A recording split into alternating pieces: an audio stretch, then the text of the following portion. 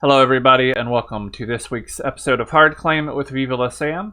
I'm Sam, and this is a show where we talk to people who play Blood on the Clocktower and get their player perspective of the game. Joining us for this week's episode is Ekin. Thank you for joining. Hello, Sam, and everyone. Happy to be here. My pleasure. Thank you for having me. Yeah. All right, so to start out with, we have, at your request, your Lunar Eclipse script, hmm pretty classic script. Uh, Yeah, you have drawn the Goon token. it's very fun. I so, love the goon. Yeah, so with that said, if we were talking on day one right away, what would you claim?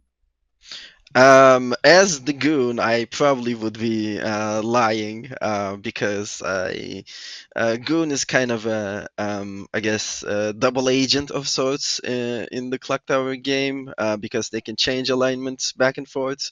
So I would be doing my best to play for the team that I will eventually end up on at the end of the game. So I might be trying to draw attention from the evil team and trying to turn myself evil and play for the slightly stronger evil team at the beginning. If I'm not in the mood to be evil or just feel like playing good, I might just be trying to lock myself good early, trying to find a sailor or an innkeeper or something that can turn me good before the evil team gets a chance. But in either case, I would probably be lying about Mm-hmm. who I am. Generally, I tend to give out like strong townsfolk claims. In this case, I might be claiming Tea Lady. To draw attention. I might even be nominating my neighbors to try and look like the tea lady. Or I might be giving out something like a savant or a chambermaid um, to get attention, essentially. And to support that, I would definitely be acting as that role would. So I might be giving out chambermaid info or make up something a savant might learn and visit the storyteller and stuff like that. So I'm probably giving like different claims to different people, but if I'm specifically like playing. Right, and like if the two of us were playing, for example, I might be giving out one of those roles to you as Yeah. the goon. So yeah, that would be my approach. Uh, So, how are you feeling today? Are you feeling like playing for evil? um, I mean, today, yes, I would say I would be in the mood for playing for evil. We have just, not to date this interview, but we have just gone past the Halloween in the timeline, and Halloween definitely brings out some spooky vibes, and with those spooky vibes, definitely a tendency to play for more evil than usual. So I think, yeah, and I have had a couple of uh, games where I was evil that went well. And a couple of games where it did not go so well recently, but Right. I would definitely be trying to, keep an evil streak strong and might play for evil as a goon today if I had drawn the goon token today. All right. Well, guess what? Now you are evil. Ooh, that's good. You are the evil goon. I will find you, DA, wherever you are. All right. So, when did you discover Blood on the Clock Tower and how? Um, yeah, so I discovered Blood on the Clock Tower about 6 years ago at this point. Just like before the Kickstarter days. So it's 2018, summer of 2018. So I have been playing and storytelling and have been involved with Clocktower about as long, if not slightly longer, than Bam Burns at this point. Yeah. So that gives you about the timeline. How I discovered it is. As part of my as part of one of my local gaming groups. The very legendary John G, a well-known storyteller, was part of my one of my local gaming groups for a while. I got introduced through a different friend to this group, and the group had a prototype grimoire and were running weekly games of Clocktower as part of their gaming sessions when I got introduced.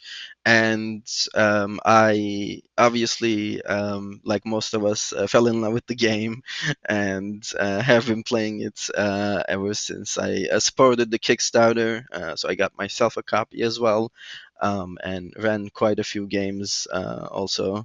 Um, so that's kind of essentially the my clock tower discovery journey. Yeah. And do you remember what that first game or several games were like? I don't remember the specific tokens that I got, or whether or not I was good or evil. But I do remember really liking the game. Obviously, I got introduced with the Trouble Brewing because that's the beginner script, and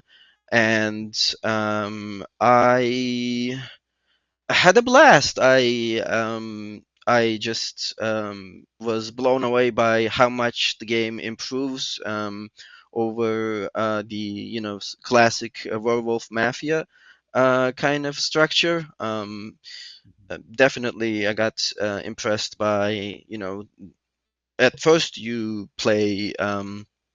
The entire game, there is no elimination, and that everybody had unique characters instead of being, generic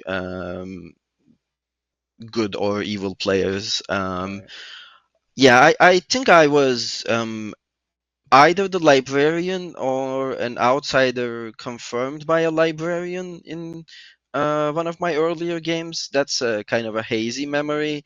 Um, but I wish I had kept track. But as with like any board game, you don't know if it's gonna become one of your key experiences Right. throughout. So I never kept track. But I remember having a lot of fun and wanting to keep playing it. I think it was the summer of 2018, so I kept going back over and over to play with that group to learn more about this game. So it had a great impression on me.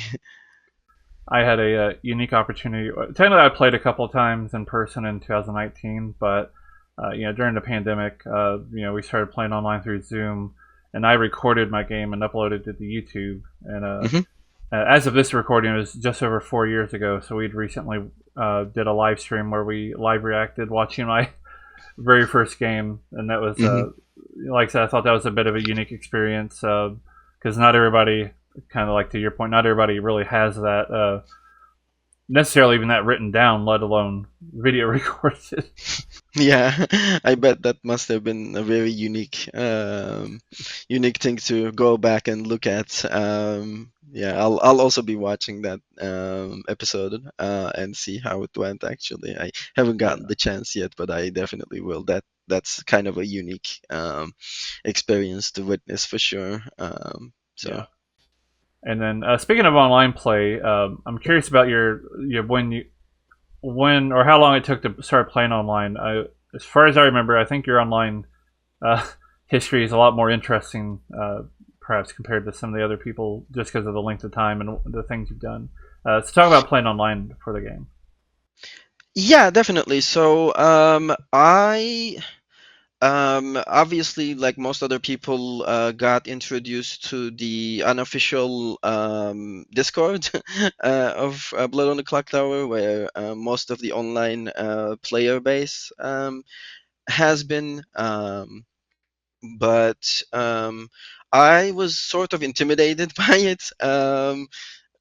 And I haven't really jumped into games there when I first discovered the online community. But I have been obviously following the game and the Discord and whatnot, and I quite early on learned about the existence of like the stream and people starting to stream games of Blood on the Clock Tower. So I have been following those games. Maybe not the first couple, but as soon as I discovered, I started following them. And then at some point in Stream's existence,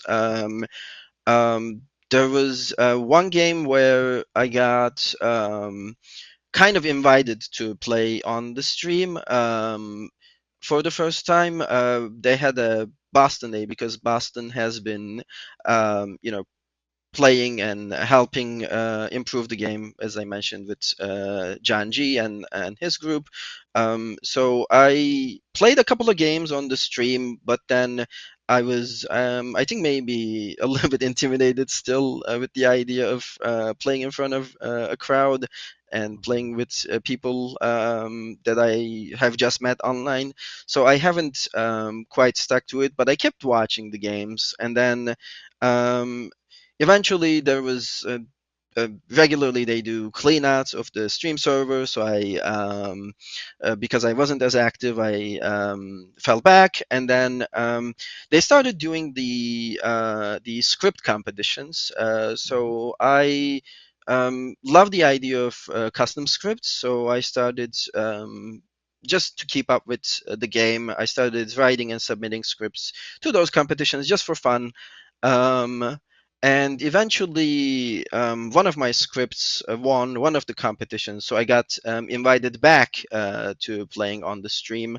And this time I have also been playing in person and online elsewhere, so I was less intimidated, and I stuck to playing on the stream, so I wouldn't get kind of kicked out again. And I kept playing it online ever since. I mostly most of my online play is through the stream games, but I do quite a few offline games as well, in some of the smaller community servers here and there, or maybe like smaller streams, as you would consider, compared to at least the official stream of TPI. I play on Connecticut Blood on the Clock Tower quite frequently, and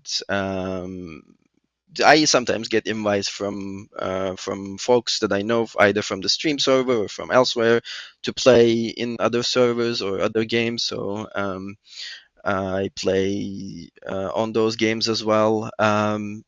But again, majority of my online play is generally through some kind of stream game.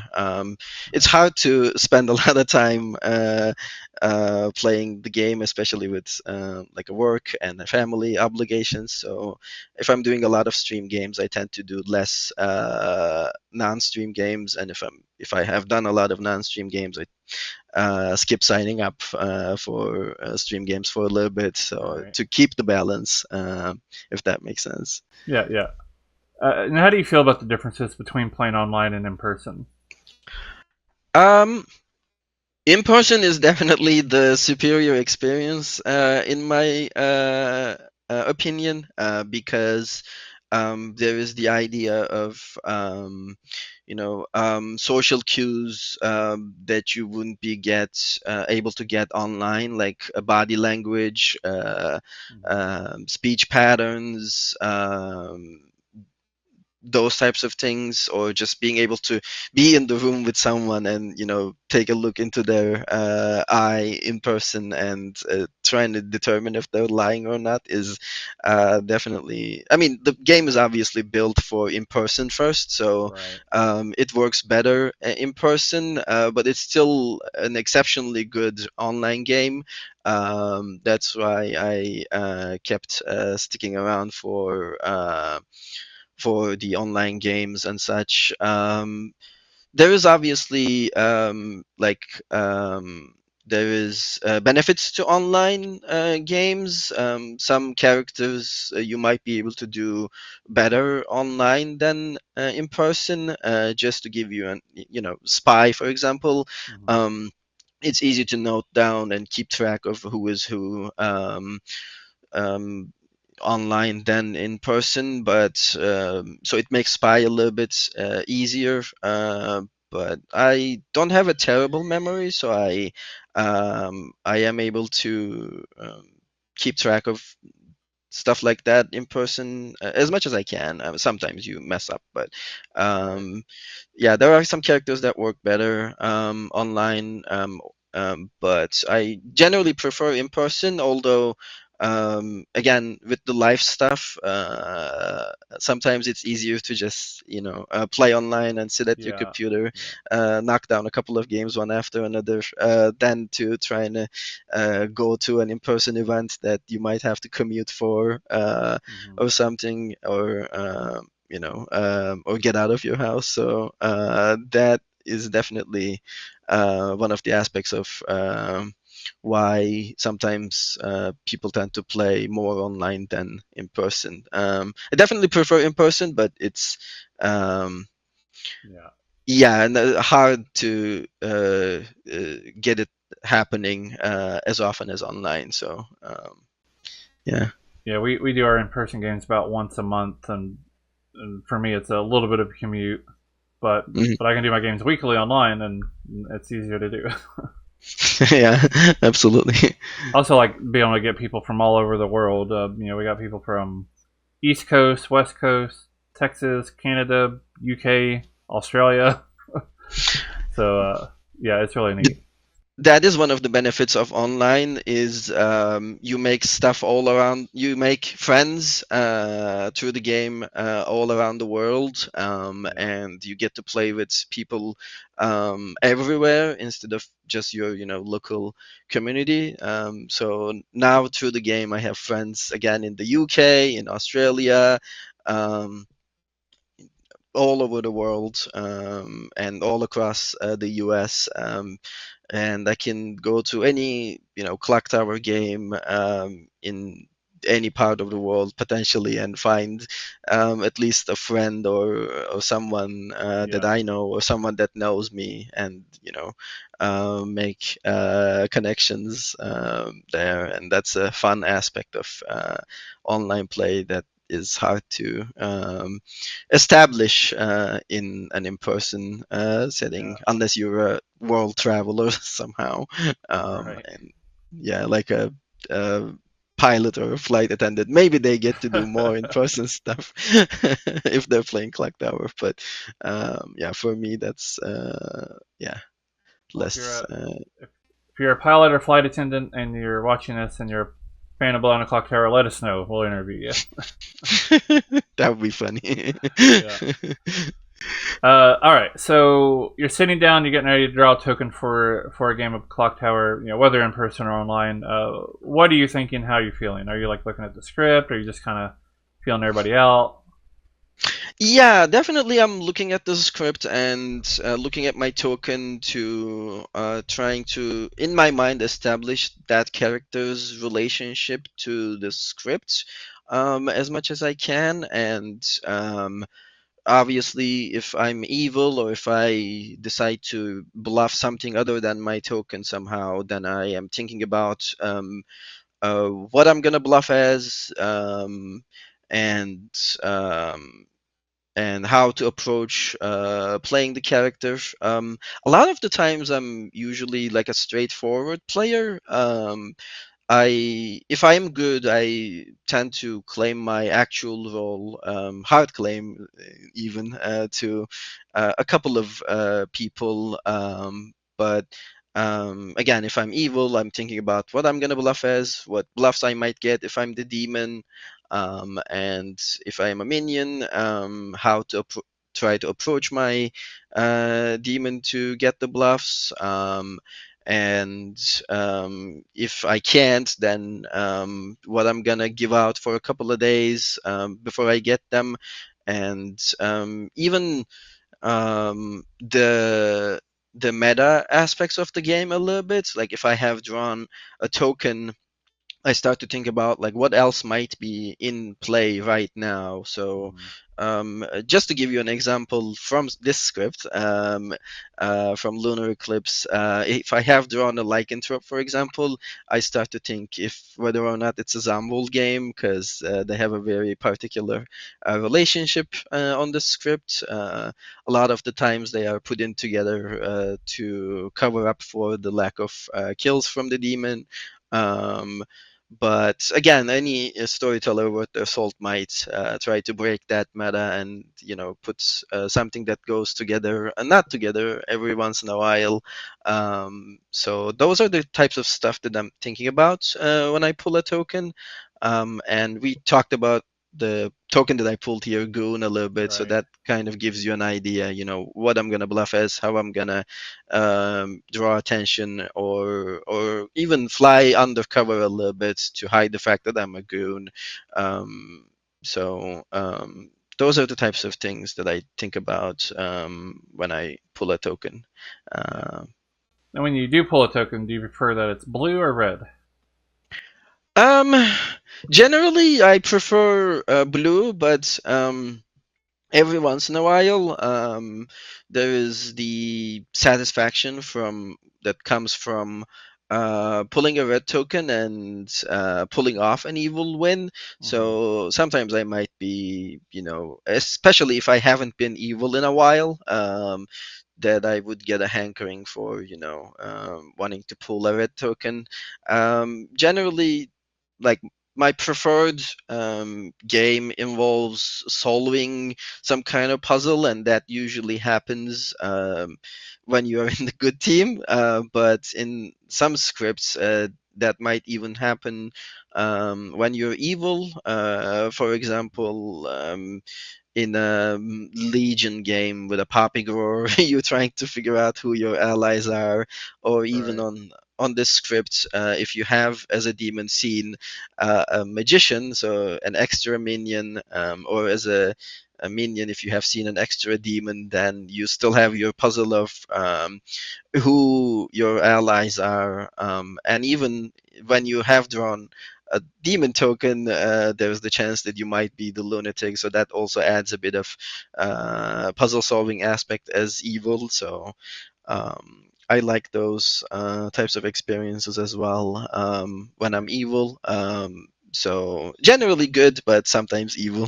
It really depends on the mood and what I have experienced recently, really. Right. Uh, yeah. And what kind of characters do you like to play in general? Do you prefer like more passive characters, information gathering characters, etc., etc.? I am quite fond of outsiders.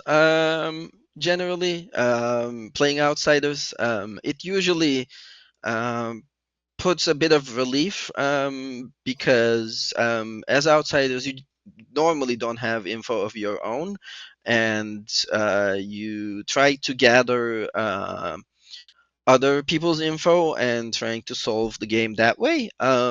And that adds a lot of like social aspects to the game. And as much as I want to believe I'm a good mechanical solver, I feel I'm a very social player still in core. So that's probably why I prefer pulling an outsider, but some outsiders are still unique. They get some kind of info. So for Hmm. the puzzle master, for example, your job is to quite literally solve the puzzle of who you drunked. So there is again a lot of info gathering, trying to build world views, and trying to solve even when you play an outsider such as Puzzle Master. But every once in a while, I do enjoy playing like once per game characters or one and done characters. You start knowing characters. If I'm good, I like being able to sacrifice myself and eliminate myself as a demon candidate with my information in the game. So I would say, if I'm putting them in a hierarchy, generally speaking, I like outsiders a lot. Then maybe once per game, or you start knowing roles, and then maybe ongoing info. Ongoing info is can be quite fun, but also Mhm. it's a lot of responsibility. For example, something like Savant, if you're getting 4 or 5 days of consistent Savant info, then that's quite the load of information that you have to try and untangle. Obviously, it's a team game, so you would be giving out your information to help others, get help from others to solve your information. But again, it still puts a little bit of pressure onto the ongoing info player themselves when you pull that type of token. So in the good hierarchy, that would be the case. In the evil hierarchy, I would say I prefer minion over demons, because again, demon is a lot of responsibility, Right. and I do quite play. I would like to think I play a good minion game. Over demon games, I try to make myself look like a demon if I'm the minion towards the end to get executed in final three. That's usually my MO, as what I try to do as a minion. So blend in first, try to look good, but then try to look evil later to get attention away from my demon. So that would be my preference of Yeah. Makes sense. playing characters. Um, I did want to ask you about Lycanthrope, which, as of this recording, very recently changed. Uh, Yes. and it is on this script. It's I would say, a pretty prominent character. But one of the probably I would say probably the most well known script for Lycanthrope, and from what I've heard so far, still fits well in this script. Uh, as of this recording, we'll be running it in about 2 weeks' time, so maybe I'll get to see then, maybe not. But anyway, I'm just curious if you have thoughts about the Lycanthrope update, both on its own and also how it fits in this Lunar Eclipse script. Yeah, absolutely. So the lycanthrope obviously was much more powerful in its previous iteration. It's prevented all kinds of kills, both from good and evil team. And it did not have a red herring essentially in its previous iteration. So it needed a quite particular kind of script to be able to work. So it did not like good killer characters such as Gossip or Gambler, because they would be blocked by the lycanthrope Right. in its previous iteration. Um, so and I think the update is generally a good update, because now it only blocks the demon's kill, so it doesn't even block like minion killers like Godfather. Obviously, it wasn't blocked. Assassin wasn't blocked by it in its previous iteration, because Assassin isn't blocked by anything at all. But I think it's a good update to allow characters like Godfather to get a kill even when a lycanthrope is Mm-hmm. in play. And I think the red herring is probably the biggest and most controversial update to its ability so far. Yeah. The I think what it does is it gives plausible deniability to the evil team. when they get attacked by the lycanthrope to say, "Hey, I might be your red herring," um, but it registers as global, which is quite an interesting thing for the lycanthrope to do. So it registers as evil to other abilities, such as the Tea Lady on Lunar Eclipse, for example, Hmm. and Cannibal, and even Goon. So a red herring can turn a good evil on accident, or um, have a good player die next to the tea lady, even though they're both good, which are, again, I think, good balance updates for this script, but it still requires quite a lot of careful consideration and thought from Yeah. both the script writers and the storytellers to make it work. So in that sense, it allows a couple of additional things, such as, again, it doesn't block good killers anymore, which is a positive, and it doesn't block some minion killers anymore, again, which is, I think, is a positive. But it Yeah. does mess with good abilities quite a bit through its red herring. But I think it's balanced by the fact that it ends when the lycanthrope dies. So if lycanthrope is like messing with town too much for whatever reason, or the lycanthrope player could not establish trust, then they can advocate for themselves to be executed, or target themselves in the night to trying to stop the misregistration. But again, that's kind of a puzzle to solve on its own, that lycanthrope has died and somebody that was registering as evil previously is now registering as good. Um, so that's kind of very interesting update.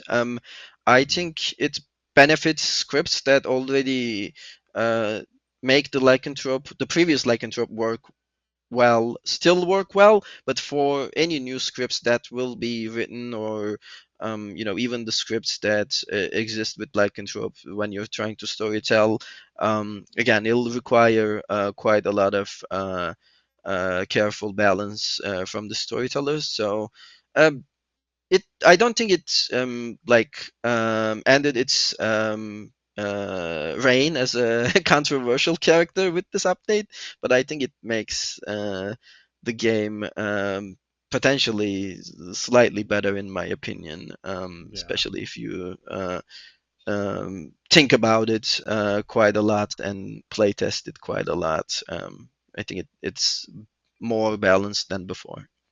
Yeah. I would definitely agree with that. All right. Thinking about the base scripts, Trouble Brewing, Bad Moon Rising, Sex and Violets. Which of those are your favorite? I would say BMR. Okay. BMR is definitely my favorite. I'm one of the, I would say, few Mhm. people maybe in the community that prefers BMR over um, the other two. But the reason why I think is Trouble Brewing obviously is, the ultimate, the best balanced script that you can play over and over and over, and never get tired of, and it always creates new experiences. But because of that, I think a lot of us have played Trouble Brewing over and over and over and over. So as someone that has played a lot of games, I think in the base scripts I would prefer something um, a little bit more advanced than the beginner script. And between BMR and SNV, the reason why I prefer BMR over SNV is BMR. So it's a very social script as opposed to information heavy. Right. I think a lot of people find that, and as I mentioned, as much as I want to say I am mechanically a very good player, I tend to thrive a lot in the social universe of Clocktower.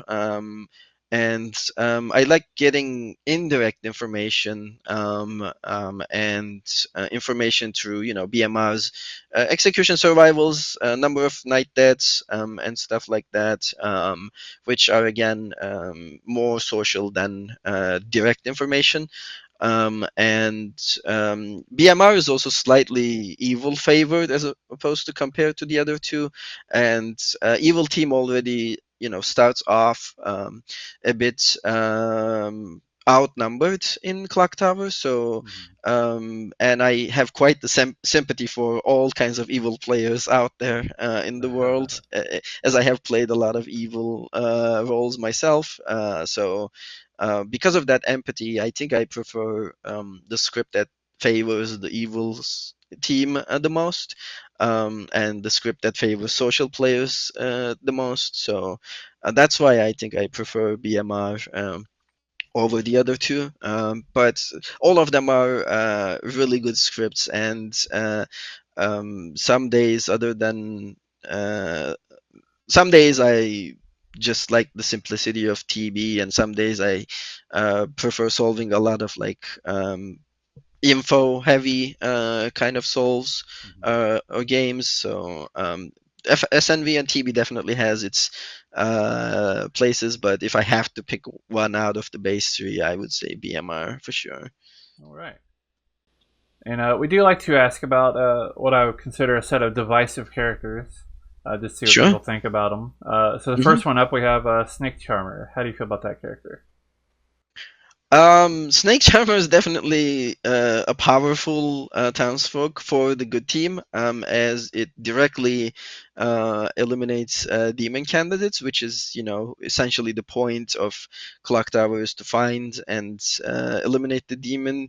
But it feels like more of a gambler character than the gambler itself to me, because you are essentially gambling with your own alignment, right? So if you do end up picking up the demon, then it will be outed, and if you haven't established a strong bluff as the snake charmer, or you have outed the fact that you're the snake charmer, then you might end up losing. But the good team will still win, and you started good, and that Yeah. kind of brings a lot of feels bad experiences. Yeah, I like it because it gives a lot of information. I like having it in my games. I dread being the snake charmer sometimes, but I also, depending on the mood, I like the thrill of being the snake charmer. I have rarely gone like Philo Snake Charmer, for example. So I haven't in SNV games. But sometimes it feels like a good, if I'm feeling a different experience, or a different kind of thrill from a game, then definitely either pulling a snake charmer or choosing snake charmer as the philosopher is Right. definitely a unique experience, and it might help you win the game either way. I am definitely not like scared snake charmer. I might say I will stop picking people, and then I might keep picking people anyways. But sometimes if I'm like too afraid, and I say I am done, I'll just pick myself. I might pick myself towards the very end of the game, but it gives such good info that it's kind of hard to not keep tossing the coin, or tossing the dice, and making a gamble with your alignment at the cost of Right. yeah, at the cost of your own win or loss condition. So yeah, it's a good Yeah. character, definitely divisive. I like it Yeah. a lot. Yeah, I wouldn't eliminate it from the game if I was given a character to eliminate. It's a very good design, and I am a big fan, although I'm slightly terrified of being it. Right. All right. Next character here. How do you feel about Poppy Grower? Poppygirl is definitely a very strong townsfolk. It's quite possibly the strongest townsfolk in the game. Because it does such a unique thing to the evil team, which is eliminate their information. That's you, the evil team's whole shtick to begin with is knowing their team and working together. And Papigoro just um, throws that out of the game. So you're gonna have to find and kill the Papigoro, so you can find out your own teammates. But again, as I mentioned, I like sometimes solving a puzzle as the evil team. So Mhm. it kind of adds that element back into the game. So definitely, again, strong townsfolk. It probably has a really high win rate. But I think it's too strong, and it might need like either careful balancing by the script authors, or again, maybe even a balance update from TPI, because it's such a strong townsfolk. And I think by this recording, I think it did get at least one balancing update in the sense of the cannibal, which might get Yeah, live soon. yeah, a jinx between So the two. Yeah, yeah, the jinx between the two. So I think there are signs that it is too strong, just with some of those updates.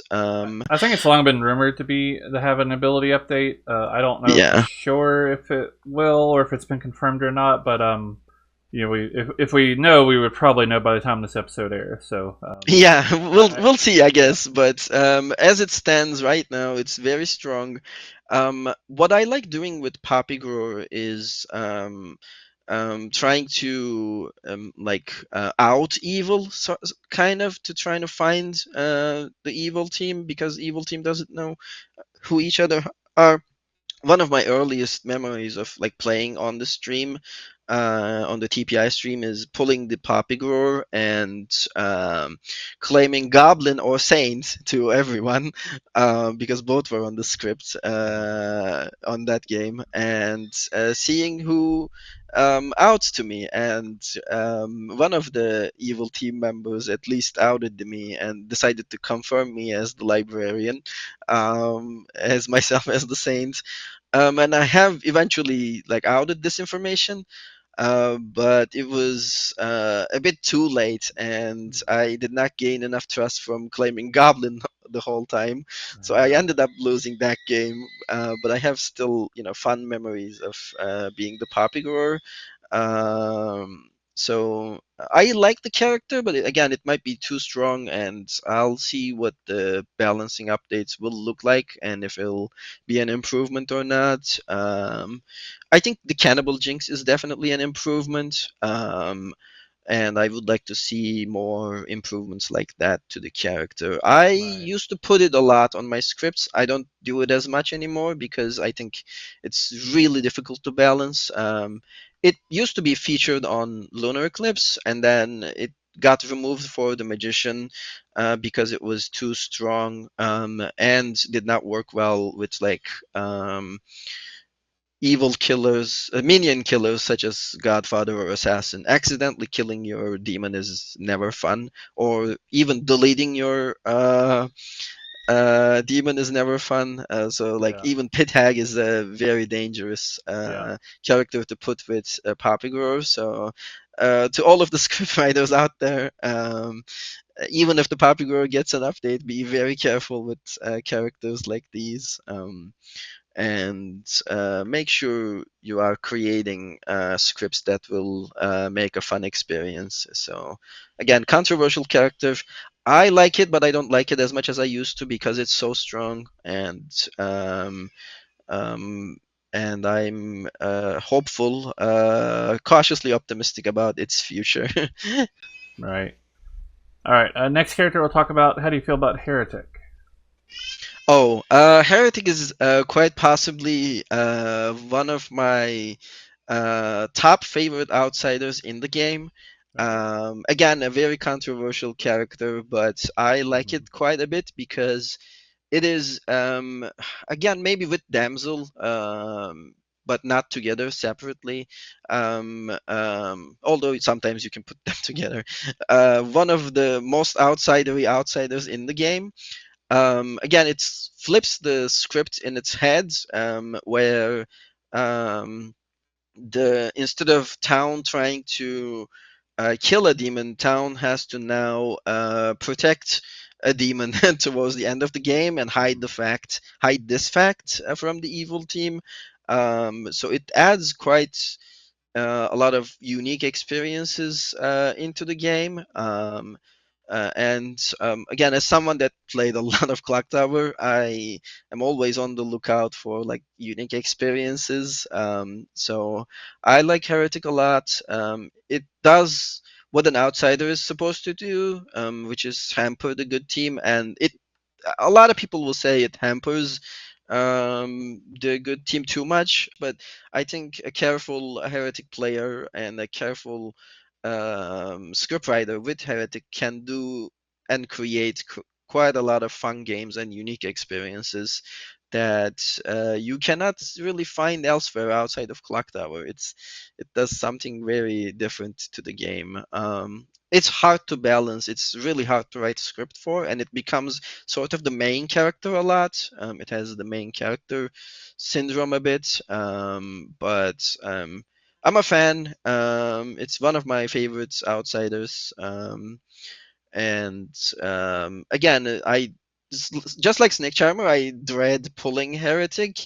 But if I do end up pulling it, I try to do my best to make it work and get a good win, despite the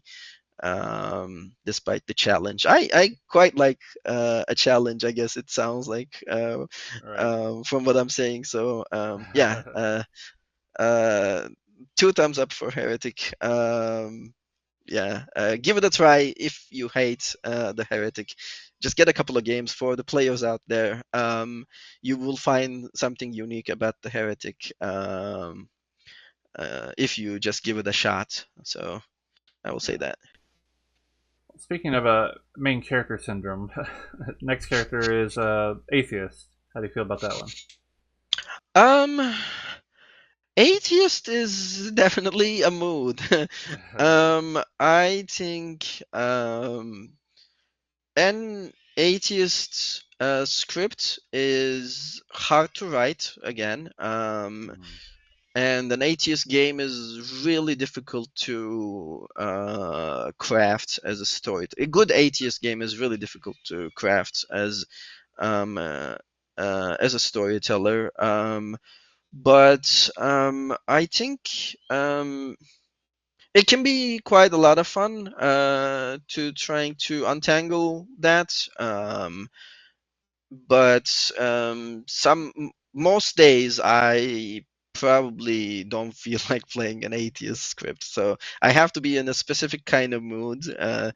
to Yeah. want to play an atheist script. But again, just like Heretic, I think a good atheist script, whether or not it's an atheist game, is definitely a very unique experience. But yeah, I don't dread pulling atheist as much as Heretic or Snake Charmer, because unless there is drunk on the script, you know what the win condition is, and all you have to do is convince the rest of the team. But yeah, if drunk is on the script, then you still have a bit of a puzzle. So I actually quite like drunk with atheist, because it still might be a game with an evil team and you still have to tangle that out. Hmm. But yeah, I'm not a big fan of like making super obvious atheist games, where the only explanation is an atheist game. But sometimes that becomes necessary if it's like looking too much like not an atheist game as the storyteller. So it's a very difficult balance. I would I would not eliminate it from the game if given the chance, because it essentially creates a cooperative clock tower game where it's everyone against the storyteller. Mhm. So again, it's a very unique experience. But I rarely do want to play that specific experience, because generally I'm used to more of the two team kind of games, and Right. again, ATS does something else. So once every maybe 3, 4, 5 months, I like playing an atheist script. But again, it's a rare treat. It works as a rare treat. Right. That's Yeah, exactly how I run it too. Is very rarely. yeah. All right, one last character for this section. How do you feel about Legion? Ooh, um, I have written a lot of Legion scripts because I think it like um this might be a controversial opinion, but I think it fits on a lot of scripts. Um, as I mean, again, it needs a specific type of script, but it Mhm. can just fit on just about any script.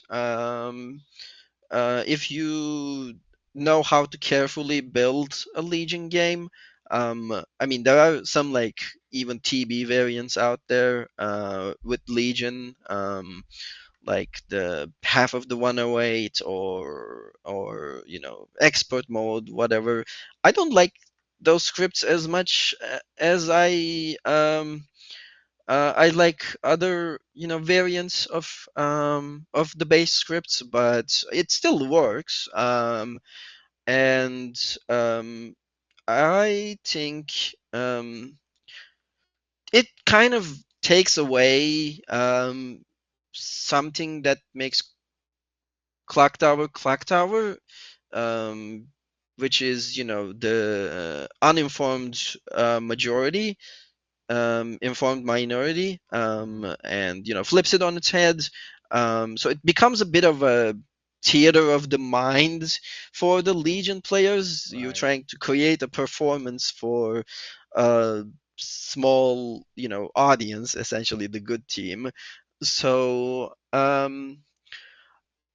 that's why, like, I don't like playing Legion much. And as Legion tends to win a lot because it's very hard to find out who your like minimal number of allies are as the good player.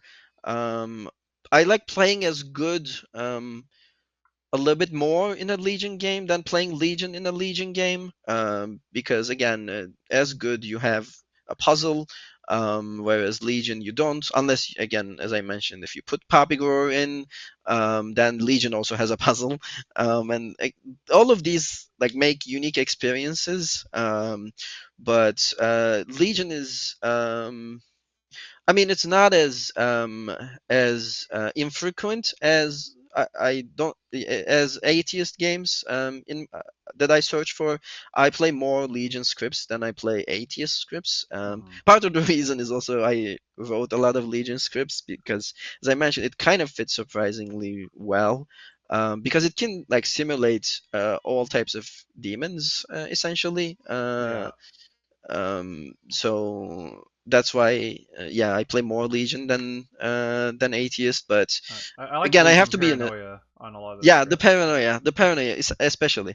I think on Legion scripts, like 9 out of 10 games should not be Legion games, because paranoia does more than the Mhm. actual experience of Legion, and in the 1 out of 10, it should be a very careful bag. I definitely don't like introducing like extra good players in a Legion game. It should be very close to the flipped numbers. I agree with that. Uh, Yeah. so It's yeah, hard to it's that's hard to convince people of that too for some reason. yeah, definitely. But yeah, I like I like having characters that can help you find your teammates in a Legion game. I think that's good. So Steward definitely works quite well, surprisingly, even though it's kind of one of the I guess would you would call weaker townsfolk. It becomes very strong. Knight becomes very strong on a Legion Uh-huh. script. So yeah, it's if you can figure out that it's Legion, then you need to find and convince your good teammates that you are all good together and it's a Mhm. Legion game, and that's very hard to do. And I like the challenge, but I have to be in a certain mood for that. So um, again, it works well as a rare treat. Not as rare. It doesn't have to be as rare as Atheist, but um, it's an interesting character.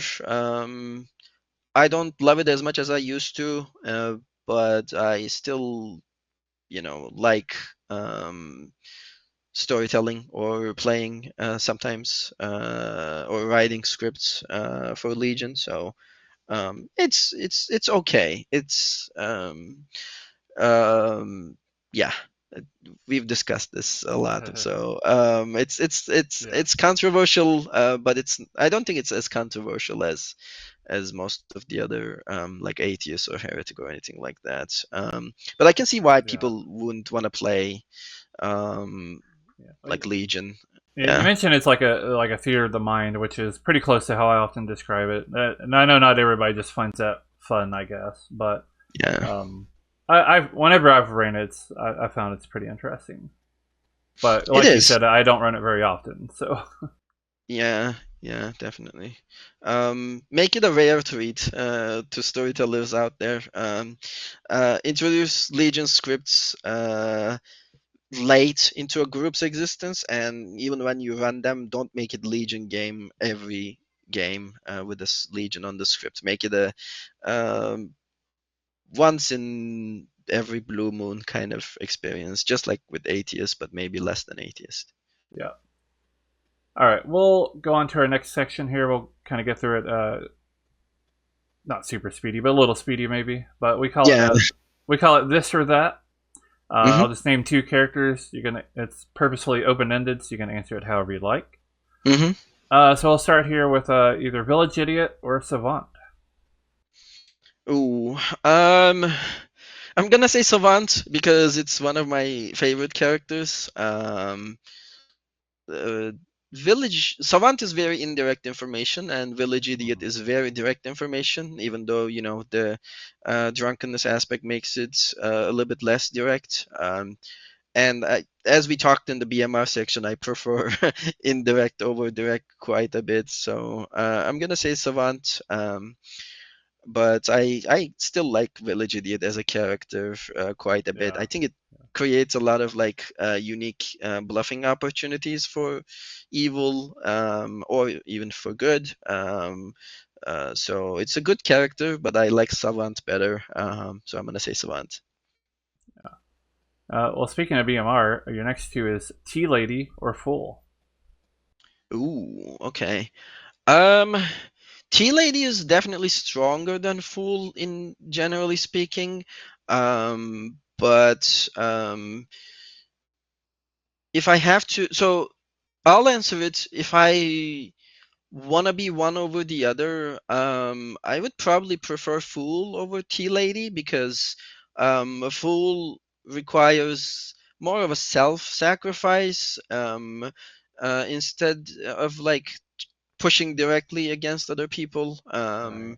Like Tea Lady. So I prefer to play the Fool, um, but I think I like Tea Lady on scripts more is what I will say. It works better as a DA pairing as opposed to Fool because again, DA wants to sacrifice others, and T Lady also wants to sacrifice others. So those two I feel like go well together. So to put on a script, I would prefer T Lady. To play, I would prefer Fool. All right. So our next couple here we have Plague Doctor or Hatter. Oh, okay. Um, so I think they are. So Hatter wants to die pretty early, or just find someone that can protect them and just like keep getting protected. Whereas Plague Doctor just wants to be protected, never die. So as a, as a character, I like Plague Doctor better because it provides more flexibility to the storyteller, and I have quite the sympathy for storytellers, so I like Plague Doctor better as a character for the storyteller. But to be, I think Hatter is quite devastating. So I think to be also I prefer Plague Doctor because I know the a good storyteller will balance the Plague Doctor that still quite well. So I guess on both aspects I picked the Plague Doctor, so I'm gonna pick Plague Doctor. But I think to put on a script, maybe I would prefer Hatter a bit because it allows quite a lot of interesting things that the evil team can do. And as a scriptwriter, I like supporting evil teams. So I will give 1 point to the Hatter for scripts and 2 points to the Plague Doctor to play and to run. All right. Your next couple here you have Barber or Damsel. Ooh, okay. Barber or damsel? I definitely prefer to be barber because being a damsel is again quite terrifying, just like heretic or snake charmer. Um, so I prefer being the barber. I also like barber on scripts better because while it powers the evil team a lot, it doesn't straight up give them a way to end the game early. Um, so it's a more of a balanced character. But yeah, I see a lot of like damsel scripts without huntsman, and that I quite don't like. So I think they still like if you're writing a script, they should go together. They're like a paired character, and I don't like I agree with that. Yeah. unpairing the paired characters. So I'm gonna say Barber because of those reasons. But damsel can be quite unique, and I love hearing that there's a damsel when I'm evil, a minion. So um, I guess damsel gets a point there for the evil teams, but I prefer Barber generally Yeah. over damsel as a character. Well, speaking of minions, our next couple is Pit Hag or Mazephiles. Oh, I'm gonna say Pit Hag. I like Mezephiles a lot, but Mez is kind of a one-note character a little bit.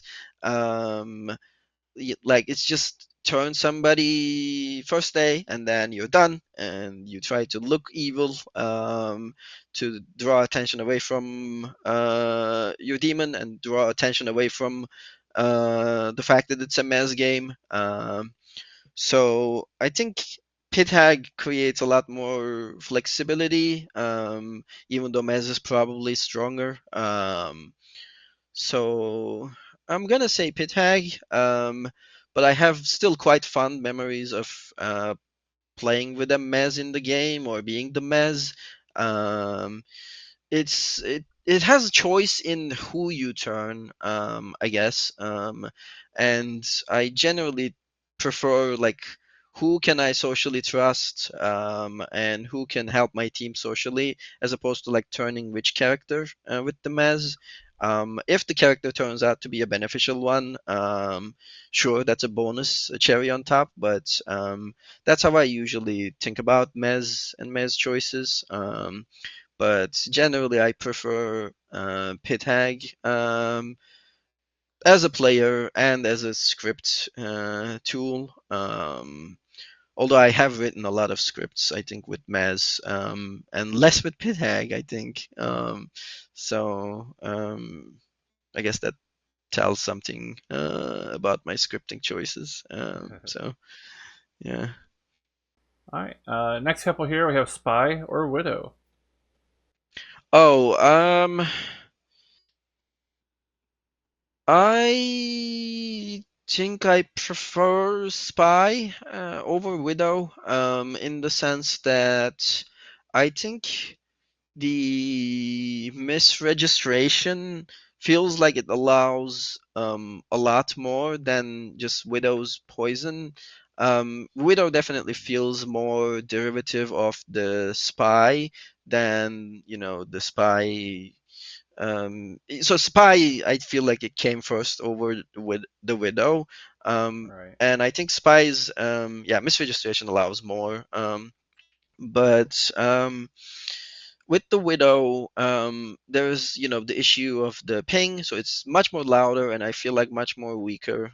So I definitely prefer Spy, but sometimes Widow fits better on some scripts in the sense that it kind of takes on the point of two minions instead of one. So instead of putting a spy poisoner, you can just put a Widow, and it sometimes works better as a script character than spy. But I think the misregistration still allows more. So I'm gonna say spy.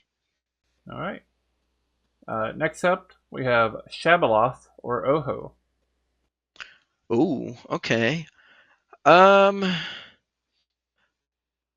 I'm gonna say Shabalot, because um, I just think it allows because it allows like speedier games, and I prefer like speedier clock tower games as opposed to like leisurely clock tower games, because the speed creates pressure, and that pressure creates more interesting and tense experiences, as opposed to taking all the time in the world to solve the game. So I'm gonna say Shab because of that.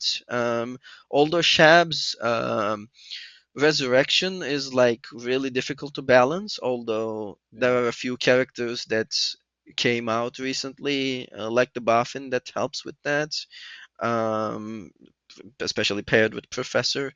Um, but yeah, Shab is like more difficult to balance, but I feel like I prefer Shab's experiences over Oho.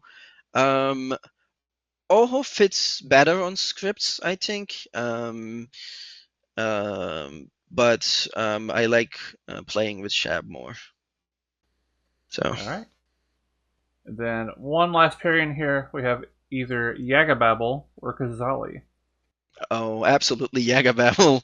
um, I am very big fan of Yaga Babel. I think both of them create like um weird social dynamics, in the sense that, like, for Yaga Babel you have to pay attention to what the people are saying, Mhm. whereas with Kazali you have to pay attention to like who might pick who, even if most of your players do it randomly or do it not based on who they prefer on their team. Still, it introduces those questions in your mind. So both have like social either aspects or issues to them, but I, as playing Yagababble or with a Yagababble on my team, I love the challenge of introducing the phrase, or introducing fake phrases if I'm like a minion into the game. Whereas with Kazali, the outsider manipulation aspect I think is quite powerful, but it's very swingy. Like if you end up deleting the outsiders, and again, As I don't. has had happened to me. Yes, the very well-known Kazali release game. Yeah. Um, yeah, um, I like the idea of like crafting my own team as the Kazali, as in like choosing the characters as opposed to players. Obviously, being able to like choose someone close to you in the circle is beneficial, but again, that gets meta sometimes. Mhm. I definitely prefer the experience of Yagababble. Even if maybe Kazali is better for scripts because of its ability to add outsider manipulation, but sometimes you just put in a sentinel instead of like trying to make Kazali work. Right. So yeah, Gababble for sure. All right. Well, one last question here. So looking at this script, Lunar Eclipse. What character would you like to be in real life? Oh, in real life, I am gonna say, I mean, I'm kind of a real life mathematician already. I have engineering background, so I don't have to be a mathematician in real life. I'm gonna say magician because knowing how to perform magic sounds like a quite fun thing to do in real life. It might even become like a hobby in the future for me. Maybe I don't know. I Oh, might. I never thought about like being the magician. I play well as a magician in the game. I have some good experiences and fun memories of playing the magician, and it sounds like a fun hobby to pick up in real life as well. So fits well on both aspects, I guess. So even though I'm a mathematician, uh, I that would be the closest character to me in real life. The one I would want to be is magician. So, although Savant I love, so let's put Savant as a third character out there for a potential career path. yeah. Yeah, that's all real fun. All right. Before we go, is there anything you would like to plug? Um, Anything I would like to plug? I was part of the DC Clocktower Con.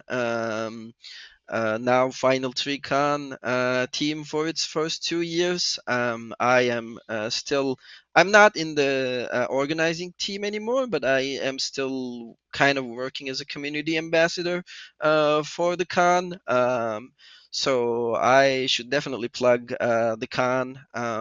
Obviously, the tickets for this year are sold out, but a couple of channels are doing like giveaways or the volunteer application will probably close by the time this episode airs, but Yeah. at least for the next couple of years, I'm still gonna say, as a volunteer on the con team before, it's quite a fun experience. If you have gotten tickets, good for you. If you have not, but would like to be on the lookout for like all those giveaways in the future, or apply to volunteer. It's a great con with great people, and I love it dearly. I'll be there this year, as the past 2 years, and hopefully in the next couple of years as the con continues happening. Yeah. So I'm gonna plug Final Three Con. Other than that, I'm gonna plug, I guess, my scripts. Be on the lookout on all kinds of script databases and Discord servers. I consider myself at least a decent script writer, and I love hearing stories of people playing my scripts and having fun with them. So I'm gonna plug my scripts as well, and obviously you can see me in most places where clock tower games are streamed, which I already mentioned, like the TPI official stream and Connecticut. Connecticut is a great server, and again, I'm gonna plug you, Sam. Your Thank you. streams are also very fun to watch, and you do good work. Even So though we do air at the same time as Connecticut, but but yeah, I would but say if you are, yeah, yeah, give both of them a watch. yeah, And they're both great communities with great people. yeah, So and they're always very kind, and they usually rate us at the end of their stream, and I'm always very grateful for that. Yeah, yeah, they're good definitely. people. Yeah, yeah. So yeah, those are my plugs. Yeah. Yeah, Yeah, well, Nita and I will be at Final 3 Con. We've talked about it a lot on this channel, kind of pitching it. Um, we're very excited. I got to go there last year in 2023. Didn't get to go this year in 2024, but I mean, it was an amazing experience. Can't wait to go again. Then I think I've mentioned to you before. You know, when I'm looking for new scripts, I see your name on it. I definitely give it a look. I wish I could run more custom scripts that I do, but you know, running 2 games a week, you're kind of limited, and I always want to make hmm sure I get base scripts in. So, yeah. but yeah. Well, Ekin, thank you for joining us today. Yeah, thank you for having me, and Yeah, yeah, appreciate you running my scripts all the time, and yeah, I appreciate playing with you, or playing in games you storytell, Sam. So, yeah, but again, thank you for having me on the podcast. yeah. On hard claim. So and having it's a great experience to talk about my clock tower background and experience as a player. So this is a great thing that you do, and I appreciate it quite a bit. So thank you for having me. You're welcome. Yeah, I love talking Clocktower, and I love being able to spotlight people. So, 2 good things, I think. All right. Yeah. And thank you all for watching. We'll be back next week with another episode of Hard Claim. See you next time.